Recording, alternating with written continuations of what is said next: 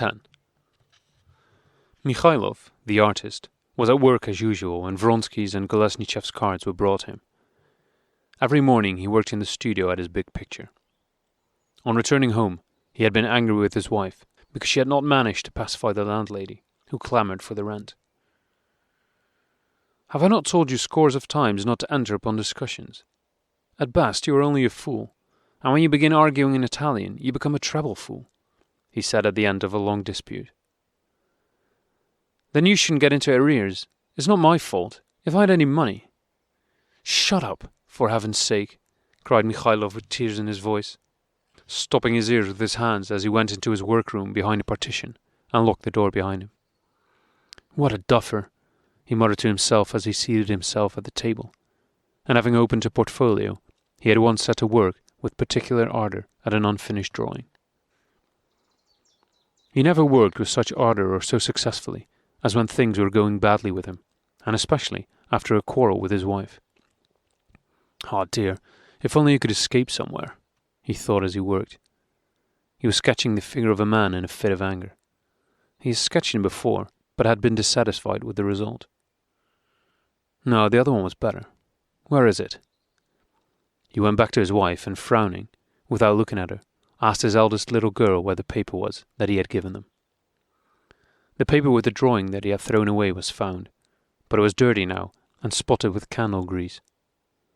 Nevertheless, he took it, put it on his table, and, stepping backward and screwing up his eyes, began examining it. Suddenly he smiled and flung up his arms joyfully. That's it, he said, and taking up his pencil he began drawing rapidly. A grease spot had given the figure a new pose. He copied that new pose, and, suddenly remembering the energetic pose and prominent chin of a shopman from whom he had bought cigars, he gave the figure that man's face and chin. He laughed with joy, for the inanimate, unnatural figure had become alive, and was just a thing. The figure was alive, clear and well-defined. It was possible to correct the drawing to accord with the requirements of the pose. It was possible, and even necessary, to place the feet further apart, to alter the position of the left arm, and to throw back the hair.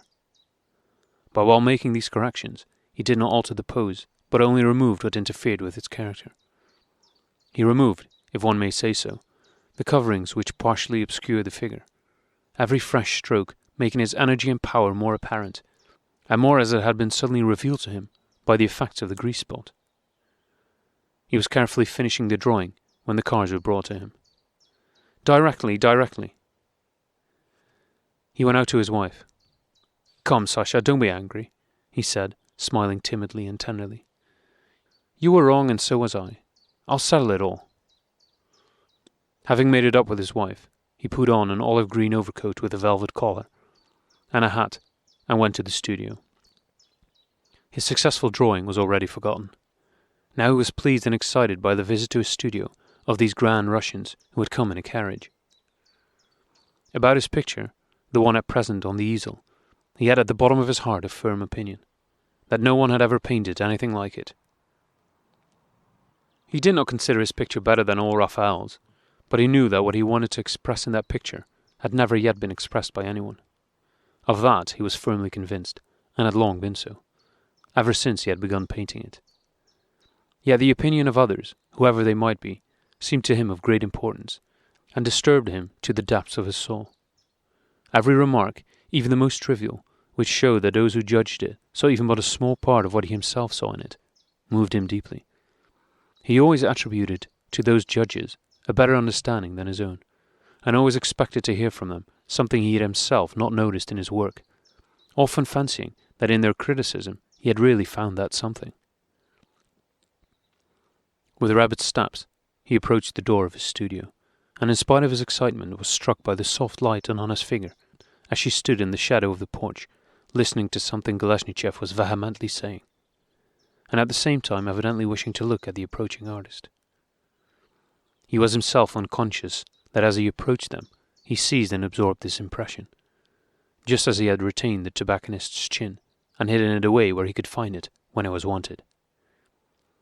The visitors, already disenchanted by Kolesnichev's account of the artist, were still further disillusioned by his appearance. Of medium height, thick-set and with a loose gait, Mikhailov in his brown hat, olive green overcoat and narrow trousers, at a time when wide ones had long since come into fashion, and especially his commonplace broad face, expressing a combination of timidity and a desire to be dignified, created an unpleasant impression. "Come in, please," he said, trying to put on an air of indifference, as he entered the hall and took a key from his pocket to unlock the door. 11. On entering his studio, the artist again cast a glance at his visitors and took note of Vronsky's face, especially his jaw.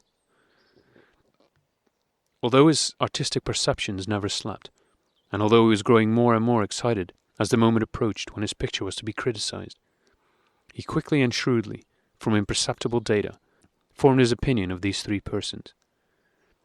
Of Galesnichev he thought, "That one is a Russian who lives here." Mikhailov did not remember his name or where he had seen him, or what they had talked about. He remembered only his face, as he remembered every face he had ever seen. But he also remembered that it was one of the faces he had mentally put aside with the enormous class of falsely important faces, faces lacking expression. A mass of hair and a very open forehead gave a superficial significance to that face, which had an insignificant, childish, restless expression, concentrated in the narrow bridge of the nose. Vronsky and Anna, according to Mikhailov's conception, were in all probability distinguished wealthy Russians, who, like all these wealthy Russians, comprehended nothing of art, but pretended to be amateurs and critics. Probably they've seen all the antiquities, and are now going the round of the modern painters, the German quack and the stupid English pre-Raphaelite, and to complete the series, have come to see me too, he thought. Well, he knew the dilettante's way of examining the studios of modern artists.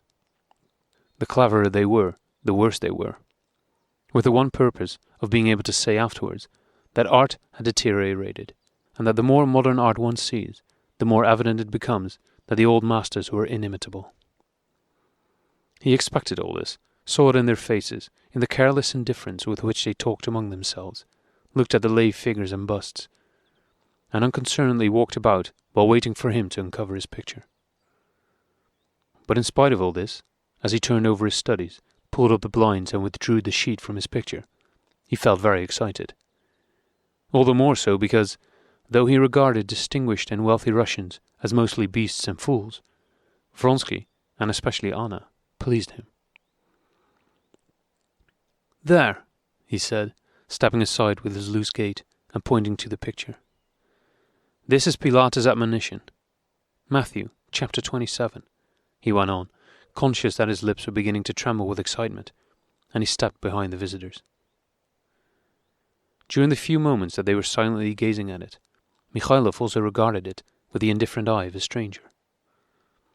In those few moments he believed in advance that the highest and justest of criticism was going to be pronounced by these very visitors whom he had so despised a moment before. He forgot all that he had thought of his picture during the 3 years that he had worked at it, forgot all its merits, which he had not doubted, and saw it from the fresh point of view of an indifferent stranger, and he saw nothing good in it. He saw in the foreground Pilatus' vexed face and Christ's calm one, and behind them the faces of Pilatus' servants and of John, watching what was taking place. Each of those faces, that was so much searching, so many faults and corrections, he had evolved with its own character, each representing so much pain and pleasure, and all of them so often placed and replaced to obtain harmony. All the shades of colour and tone elaborated with such effort. All this, regarded as a whole from those others' point of view, now seemed trivialities 1,000 times repeated. The face that was most dear to him, that of Christ, the centre of the picture, which had so enraptured him when he first discovered it, now, regarded from the other's standpoint, seemed quite worthless. He saw a well-painted, and not even that, for he detected a multitude of errors, repetition of those innumerable Christs, Titians, Raphaels, Rubenses, with the same warriors and the same Pilates. It was trivial, poor, old, and even badly painted, weak and lacking harmony. They would be in the right when they began to say falsely polite things in the presence of the artist, and to pity and laugh at him behind his back. The silence grew too unbearable, though it had not lasted more than a minute. To break it, and to appear calm, he made an effort and addressed Kolesnichev. "I think I've had the pleasure of meeting you," he said, glancing uneasily now at Anna and now at Vronsky, in order not to lose any detail of their expressions. "Of course. We first met at Rossi's. Don't you remember that evening when the Italian lady recited 'The New Rachel'?" began Kolesnichev glibly, turning away from the picture to the artist without the slightest regret. Noticing, however, that Mikhailov was waiting to hear his criticism of the picture, he said, "Your picture has progressed very much since I last saw it, and now, as then, I am specially struck by the figure of Pilate. One can so well understand that man, a kind, first-rate fellow, but an official to his very backbone, who does not know what he is doing. But it seems to me—" The whole of Mikhailov's mobile face suddenly lighted up. His eyes brightened. He wanted to speak, but was too agitated, and pretended to cough instead. Little as he valued Kolesnichev's capacity to understand art, unimportant as was his remark about the truth of Pilate's official expression, what was important remained unmentioned. And offensive as was this trivial, it might have seemed to him, remark before anything had been said about what was most important, Mikhailov was delighted with it. His opinion of that figure was the same. The fact that this opinion was but one of a million of other opinions which, as Mikhailov well knew, would all have been just, did not for him detract from the importance of Kolesnichev's remark. He took a liking to Kolesnichev because of that remark, and his depression changed suddenly into delight. In an instant his whole picture became alive before his eyes, with the inexpressible complexity of everything that lives. He wished to say that it was just so, that he understood Pilate. But his trembling lips would not obey him, and he was unable to speak. Vronsky and Anna were talking in the hushed voice in which, partly not to offend the artist, and partly not to utter aloud a stupid remark, such as is so easily made when speaking about art, people generally talk at picture exhibitions. Mikhailov thought that on them too the picture had created an impression.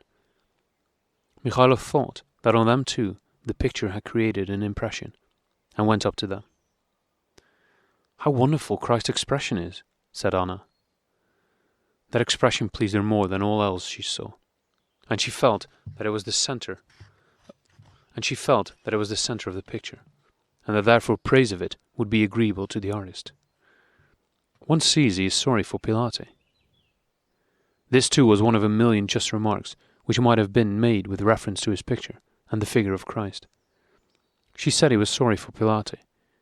In Christ's expression there should be pity because there was love in it, a peace not of this world, a readiness for death, and a knowledge of the vanity of words. Of course there was an official expression in Pilate's face, and pity in Christ's, for the former was the embodiment of carnal, and the latter of spiritual life.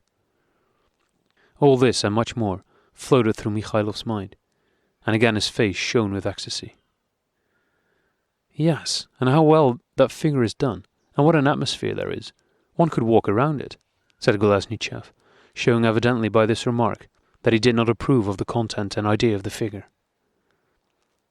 "Yes, it is wonderfully masterly. How those figures in the background stand out. That is technique," said Vronsky, addressing Kolesnichev and alluding to a conversation they had had about Vronsky's despair of attaining technical mastery. Yes, wonderful," chimed in Kolesnichev and Anna. In spite of his elation, this remark about technique grated painfully on Mikhailov's heart, and, glancing angrily at Vronsky, he suddenly frowned. He often heard the word technique mentioned, and did not at all understand what was meant by it. He knew it meant a mechanical capacity to paint and draw, quite independent of the subject matter.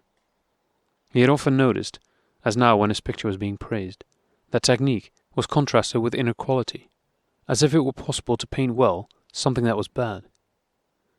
He knew that much attention and care were needed not to injure one's work when removing the wrappings that obscure the idea, and that all wrappings must be removed.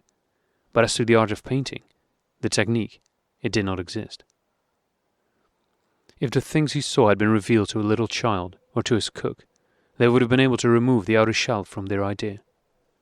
and the most experienced and technical painter could never paint anything by means of mechanical skill alone, if the outline of the subject matter did not first reveal itself to his mind. Moreover, he saw that if technique were spoken of, then he could not be praised for it. In all he painted, and ever had painted, he saw defects that were an eyesore to him, the results of carelessness in removing the shell of the idea, which he could not now remedy without spoiling the work as a whole. And in almost all the figures and faces he saw traces of wrappings that had not been entirely removed, and that spoiled the picture. One thing might be said, if you will allow me to make the remark, began Golesnichev.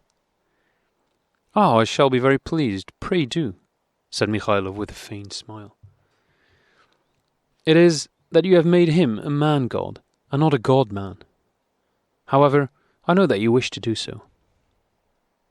"I could not paint a Christ whom I had not in my soul," Mikhailov rejoined gloomily. "Yes, but in that case, if I may say what I think, your picture is so good that the remark of mine cannot do it any harm. Besides which, it's only my personal opinion. Yours is different. The idea itself is different. But let us take Ivanov, for example. I consider that if Christ is to be brought down to the level of an historic figure, it would be better to choose another historic theme, a fresh one as yet untouched. But if this is the highest theme open to art, other themes can be found if one looks for them. But the fact is, art won't stand discussion and argument. Yet Ivanov's picture suggests both to a believer and an unbeliever the question, is this a god or not a god? And the unity of impression is destroyed. Why so? To me it seems that for educated people, such questions can no longer exist, said Mikhailov. Golesnichev did not agree with this, and keeping to his first contention, that unity of impression is indispensable in art, he confuted Mikhailov. The artist was perturbed, but could find nothing to say in defense of his opinion. 12. Anna and Vronsky had long been exchanging glances, regretting their friend's clever loquacity. And at last Vronsky, without waiting for his host, crossed the room to look at another and smaller picture. "Ah, how charming! How charming! Wonderful! Charming!" He and Anna began both at once. "What is it they like so much?" wondered Mikhailov. He had forgotten all about that picture, painted 3 years before. He had forgotten all the sufferings and raptures he had gone through on account of that work, when it alone had occupied him unremittingly, day and night for 3 months. He had forgotten it, as he forgot all his finished pictures. He didn't even like looking at it, and he had only brought it out because he was expecting an Englishman who wished to buy it. "That's nothing, only an old study," he said. "How good," remarked Golesnichev, evidently sincerely impressed by the charm of the picture. It represented 2 boys angling in the shade of a willow. The elder had just thrown the line and, quite absorbed in his occupation, was carefully drawing the float from behind a bush. The younger one lay in the grass, leaning on his elbows with his fair tousled head in his hands, and with dreamy blue eyes gazing at the water. What was he thinking about? Their delight in his picture aroused in Mikhailov his former excitement, but he feared and disliked their idle interest in his past work, and therefore, though their praises gave him pleasure, he tried to draw his visitor's attention to a third picture. But Vronsky inquired whether this picture was for sale. To Mikhailov, in his excitement over their visit, this mention of money matters was very disagreeable. "It is put out for sale," he replied, frowning darkly.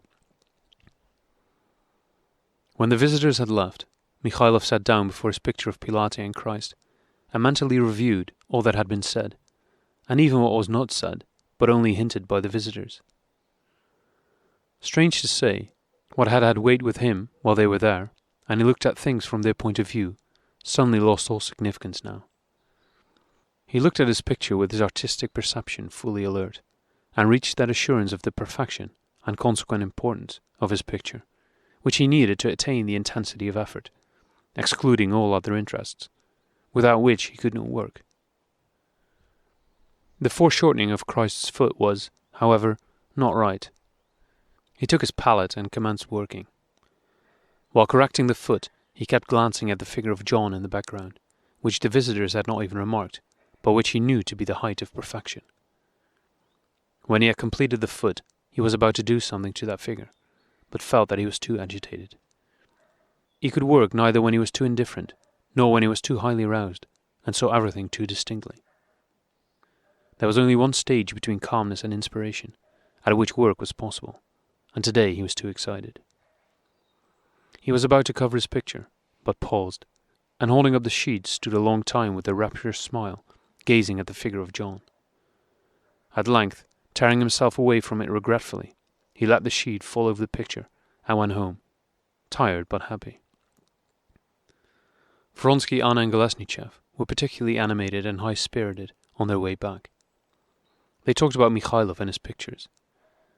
The word talent, which they understood to mean an innate and almost physical capacity, independent of mind and heart, and which was their term for everything an artist lives through, occurred very often in their conversation, since they required it as a name for something which they did not at all understand, but about which they wanted to talk. They said that it was impossible to deny his talent, but that his talent could not develop because of his lack of education, the common misfortune of our Russian artists. But the picture of the boys had gripped their memories, and they kept coming back to it. How charming! How well he has hit it off, and how simply! He doesn't even understand how good it is. Yes, we must not miss this opportunity of purchasing it, Vronsky declared. 13. Mikhailov sold Vronsky the picture, and consented to paint Anna's portrait. On the appointed day he came and began working. After the 5th sitting, the portrait struck everyone not only by its likeness, but also by its beauty. It was strange that Mikhailov had been able to discover that special beauty. One needed to know and love her as I love her, to find just that sweetest spiritual expression of hers, thought Vronsky, though he himself had only learned to know that sweetest spiritual expression through the portrait. But the expression was so true that it seemed both to him and to others that they had always known it. "How long have I been struggling without accomplishing anything?" he said, referring to the portrait he was painting. "And he just looked and painted this. That is where technique comes in."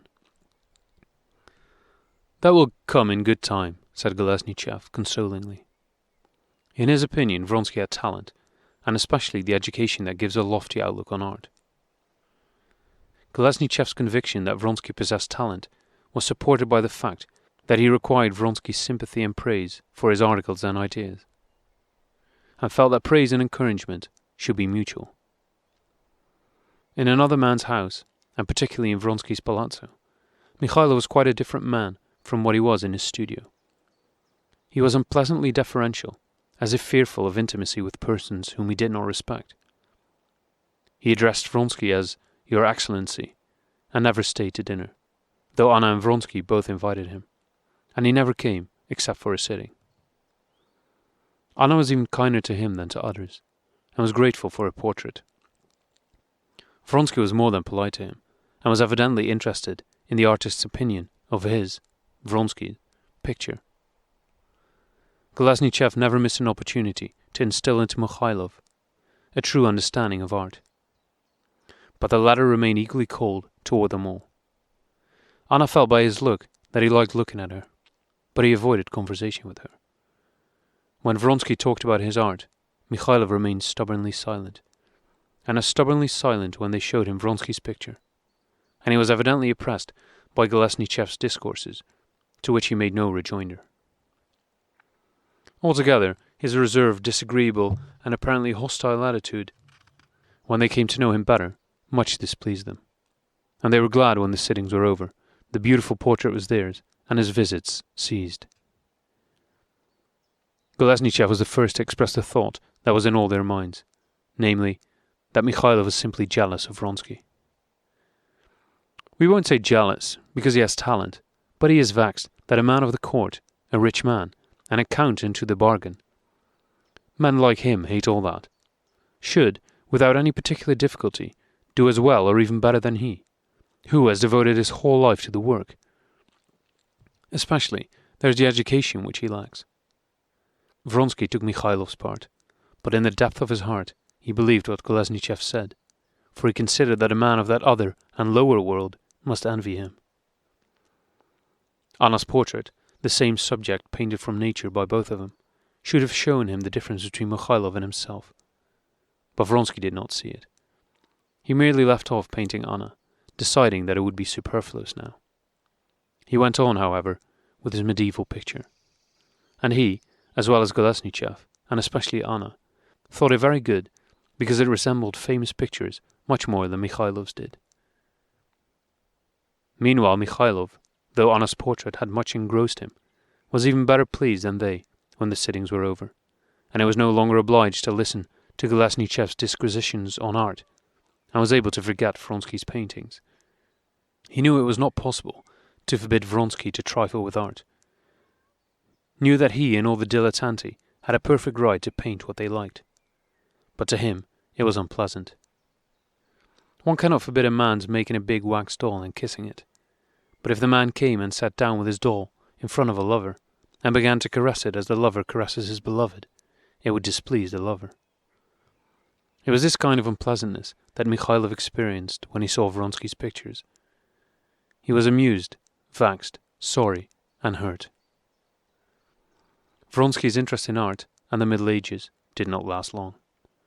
He had sufficient taste for art to be unable to finish his picture.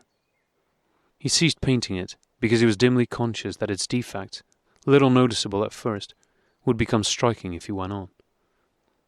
The same thing happened to him as to Kolesnichev, who, feeling that he had nothing to express, continually deceived himself by saying that his thoughts had not yet ripened, and that he was bringing it to maturity and preparing materials. But Kolesnichev was embittered and tormented by it, while Vronsky could not deceive and torment himself, and above all could not become embittered.